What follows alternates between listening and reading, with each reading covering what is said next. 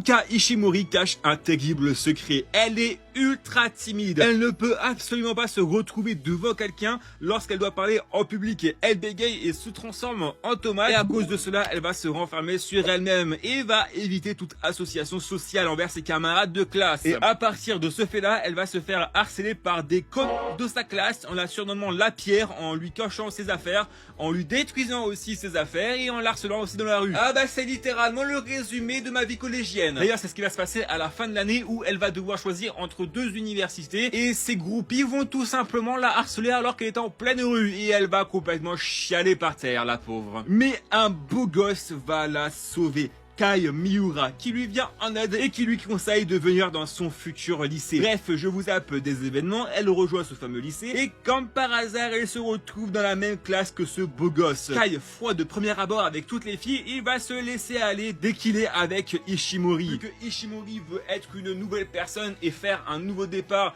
dans ce nouveau lycée, elle va essayer de tout pour le tout. Bon, le chemin s'annonce assez ardu, mais Miura et son groupe d'amis est là pour l'aider. Il y aura de l'amour dans l'air pour Ishimori. On va suivre dans ce Slice of Life et Shoujo le quotidien d'Ishimori essayant de se dépasser pour que cette timidité disparaisse et voir ses relations avec les membres de sa classe changer. Et forcément, il y aura aussi de la romance. L'anime s'appelle Honey Lemon Soda et c'est dispo sur Crunchyroll en VOSTFR. Et le manga est déjà sorti chez Nominobi en 7 tomes pour l'instant.